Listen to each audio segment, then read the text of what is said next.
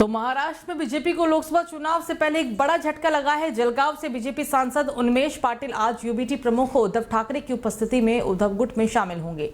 ये जानकारी शिवसेना यूबीटी सांसद संजय राउत ने दी है। संजय राउत ने सोशल मीडिया प्लेटफॉर्म एक्स पर लिखा, जलगांव के वर्तमान सांसद उन्मेष पाटिल और पूर्व मेयर करण पवार आज मातोश्री में शिवसेना प्रमुख उद्धव ठाकरे की उपस्थिति में शिवसेना परिवार में प्रवेश कर रहे हैं। कहा जा रहा है कि बीजेपी सांसद उन्मेष पाटिल अपना टिकट कटने की वजह से नाराज थे। पाटिल ने कल ही मातोश्री जाकर उद्धव ठाकरे से मुलाकात भी की थी। इससे पहले वो सांसद संजय राउत से भी मिले थे।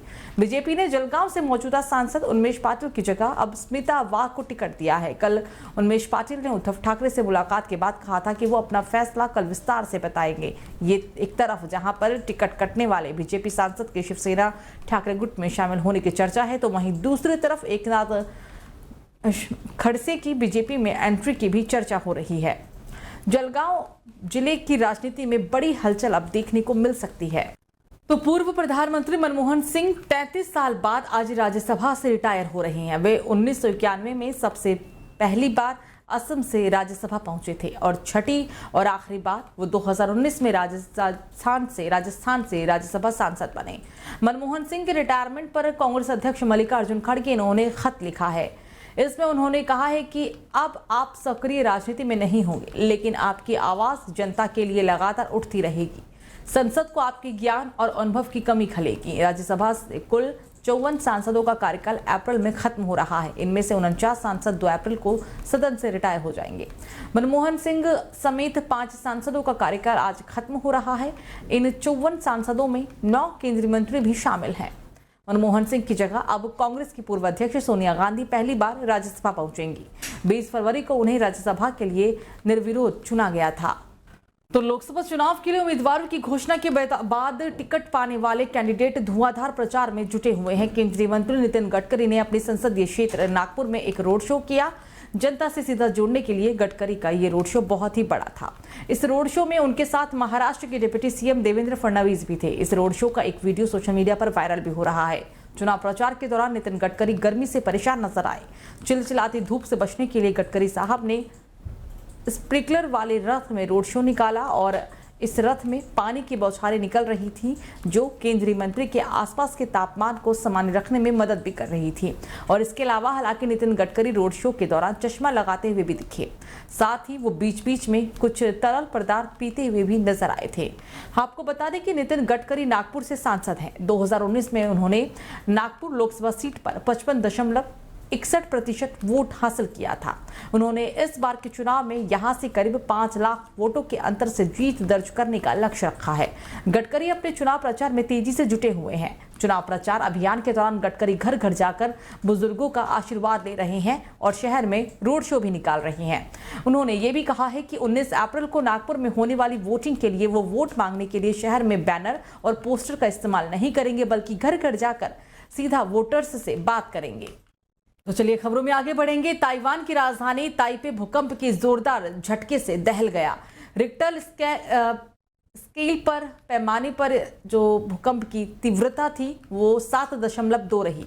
भूकंप से भीषण तबाही भी हुई है और इससे बिजली सप्लाई भी पूरी तरह से बाधित हो गई। देश भर में ट्रेन सेवाओं को सस्पेंड कर दिया गया। ये भूकंप इतना जबरदस्त था कि इसके बाद जापान के 2 द्वीपों पर सुनामी आ गई। ताइवान में भूकंप से अब तक एक शख्स की मौत की खबर है। हालांकि 50 से भी ज्यादा लोग इसमें घायल बताए जा रहे हैं।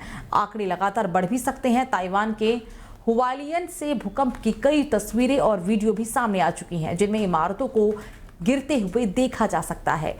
कई घर और इमारतें ताश के पत्तों की तरह ढेर हो गई। भूकंप की वजह से ताइवान में भारी तबाही हुई है। सोशल मीडिया पर इस भूकंप की एक तस्वीर तेजी से वायरल भी हो रही है, जिसमें 5 मंजिला एक इमारत तिरछी हो गई। तस्वीरों को आप इस इमारत को देख भी सकते हैं। ताइवान में स्कूलों और सरकारी कार्यालयों को कक्षाएं और कामकाज पूरी तरह से बंद कर दिया गया है। भूकंप में कई ऐतिहासिक धरोहरों को भी नुकसान पहुंचा है।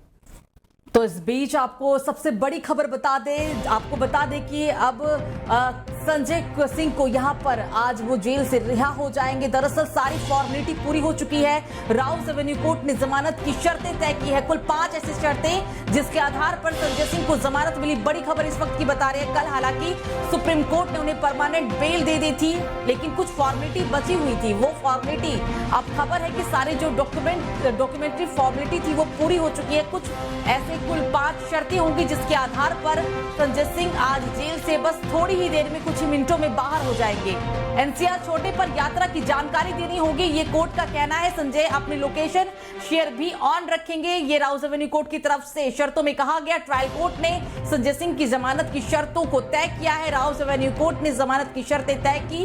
कुल 5 ऐसी शर्तें हैं जिसके आधार पर संजय सिंह बस कुछ ही मिनट में जेल से बाहर निकल जाएंगे। तस्वीरें हम आपको हालांकि दिखाएंगे, लेकिन आपको बता दें कि इसमें कुल 5 बहुत जरूरी शर्तें हैं। जांच अधिकारी को मोबाइल नंबर देने होगा संजय सिंह को, जांच में सहयोग भी करना होगा संजय सिंह को, साथ ही केस में अपनी भूमिका के संबंध में टिप्पणी नहीं करेंगे। कोर्ट ने यह भी कहा है कि केस में उनको लेकर क्या भूमिका रही, जो तमाम तरह की मीडिया में खबरें भी रही। हालांकि आम आदमी पार्टी इस केस को लेकर हमलावर भी है, तो ये भी कहा गया है कोर्ट की तरफ से कि केस में उनकी क्या भूमिका रही है वो सार्वजनिक तौर पर कुछ भी टिप्पणी नहीं कर सकते हैं।